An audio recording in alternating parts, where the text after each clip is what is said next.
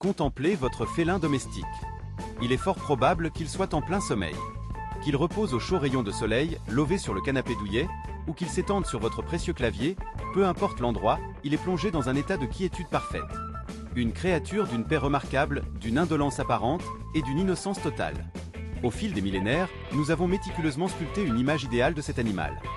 Un compagnon à la fois indépendant et affectueux, l'incarnation même du confort et de la sérénité domestique. Cependant, notre vocation profonde est d'embrasser le doute. Nous osons poser les questions les plus dérangeantes, celles qui font vaciller les certitudes établies. Et la question primordiale qui émerge est la suivante. Et si cette image soigneusement construite n'était, en réalité, que le camouflage le plus ingénieux de toute l'histoire de l'évolution? Et si, sous le voile trompeur d'un quadrupède à la fourrure soyeuse et à l'attitude nonchalante, se dissimulait une créature dont nous sous-estimons de manière abyssale les instincts primordiaux, l'intelligence subtile et les capacités physiques exceptionnelles? Nous entamons donc cette investigation approfondie.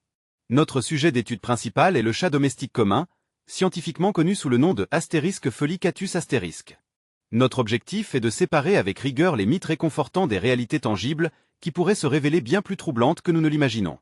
Au cours de cette exploration méticuleuse, nous allons examiner avec attention les indices les plus probants et les témoignages les plus éclairants afin de répondre à une question d'une simplicité apparente, mais d'une profondeur insoupçonnée.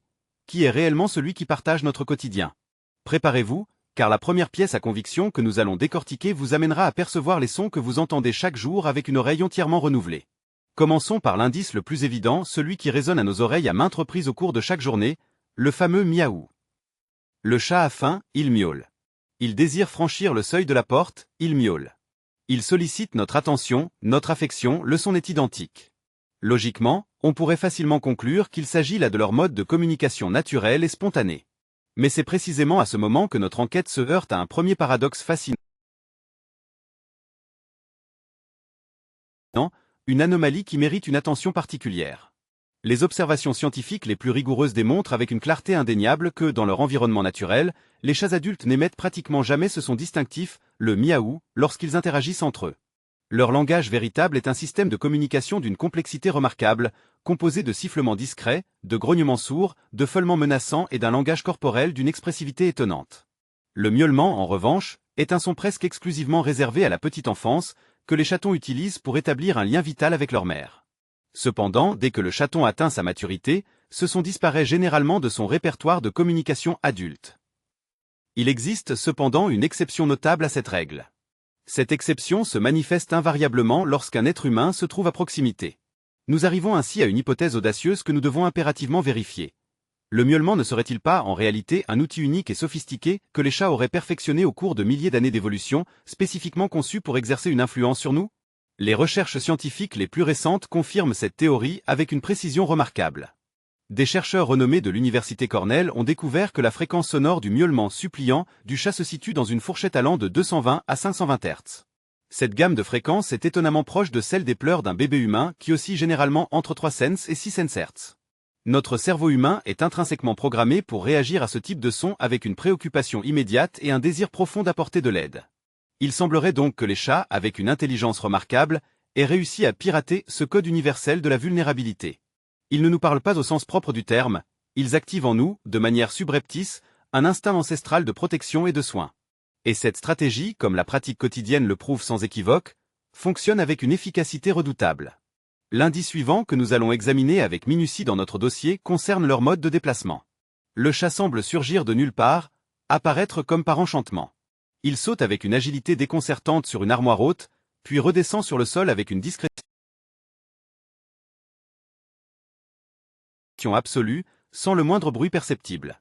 On pourrait presque croire qu'il ignore les lois fondamentales de la gravité et de l'acoustique. Mais là encore, il n'y a aucune forme de magie à l'œuvre, seulement la froide et calculée efficacité de l'évolution, couplée à une biomécanique d'une perfection stupéfiante. Nous nous apprêtons à ouvrir la boîte noire de son anatomie pour en dévoiler les secrets. Le premier mécanisme essentiel de cette remarquable conspiration du silence réside dans la structure de ses pattes. Contrairement aux chiens, dont nous percevons distinctement les pas grâce au claquement caractéristique de ses griffes sur les surfaces, le chat possède la capacité remarquable de dissimuler ses armes redoutables. Ses griffes sont rétractées avec une grande précision à l'intérieur de poches de peau spéciales et ne font leur apparition qu'au moment précis d'une attaque ou lorsqu'il a besoin d'adhérer fermement à une surface. Cependant, l'indice le plus déterminant, celui qui contribue le plus à son déplacement silencieux, réside dans la conception de ces coussinets. Ces coussinets, d'une douceur remarquable et d'une élasticité exceptionnelle, fonctionnent comme des amortisseurs de haute technologie. Ils absorbent de manière quasi totale le son et l'impact lors du contact avec la moindre surface, garantissant ainsi un déplacement d'une discrétion inégalée. Il existe un second mécanisme encore plus stupéfiant, qui réside dans l'architecture même du squelette. Chez l'être humain, les clavicules sont solidement articulées à l'épaule, formant ainsi une structure rigide et stable. En revanche, chez le chat, la clavicule se présente sous la forme d'un minuscule os flottant, dépourvu de toute connexion avec le reste du squelette. Cette remarquable prouesse d'ingénierie confère à ses épaules une liberté de mouvement extraordinaire, lui permettant de comprimer sa cage thoracique et par conséquent de se faufiler avec une aisance déconcertante dans le moindre interstice où sa tête peut passer. Il n'est donc nullement surprenant que ses moustaches, ses vibrilles sensibles, agissent comme un télémètre intégré capable de déterminer avec une infallibilité remarquable une question cruciale: puis-je passer ou non? Il ne s'agit point d'intuition, mais bien du calcul précis d'une machine biologique qui, de toute évidence, a su contourner les lois de la physique dans un seul et unique but, l'invisibilité. Nous nous penchons ensuite sur le phénomène le plus énigmatique qui soit le ronronnement. Pour tout propriétaire de félin, ce son vibrant est le signal par excellence, celui qui atteste du bonheur de l'animal, de son sentiment de sécurité et de son bien-être général. Ce son est devenu intrinsèquement lié à l'idée d'apaisement. Cependant, comme dans toute investigation approfondie, les témoignages divergent, et les faits nous contraignent à émettre de sérieux doutes quant à cette interprétation simpliste. Les professionnels vétérinaires du monde entier pourront confirmer un fait pour le moins singulier. Les chats ne ronronnent pas uniquement lorsqu'ils éprouvent du plaisir.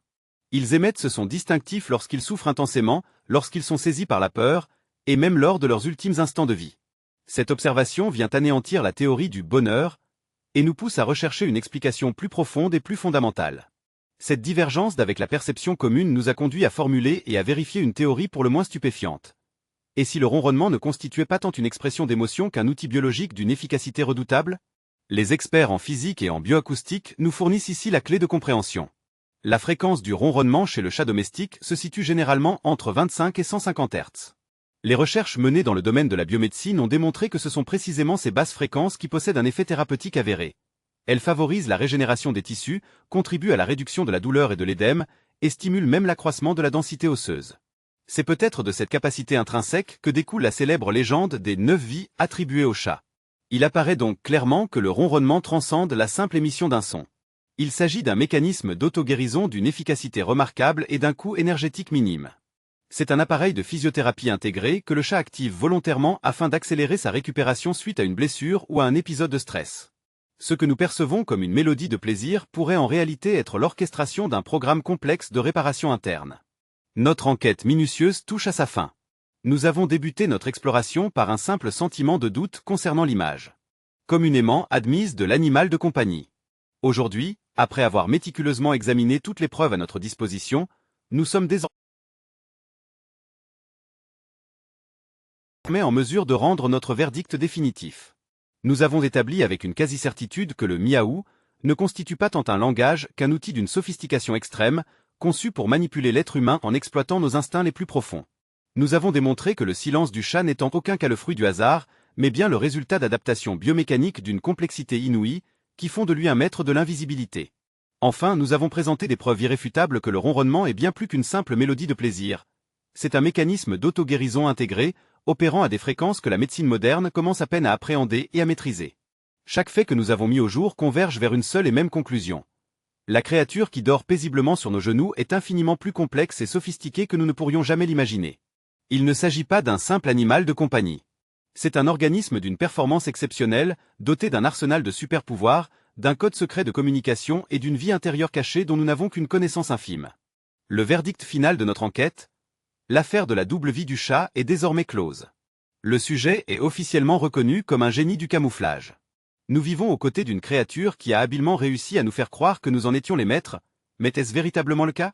Après avoir découvert tout ce que nous avons appris, il est tout à fait légitime d'en douter. Et peut-être est-ce précisément cette incertitude, cette subtile remise en question de notre perception qu'ils ont toujours recherchée.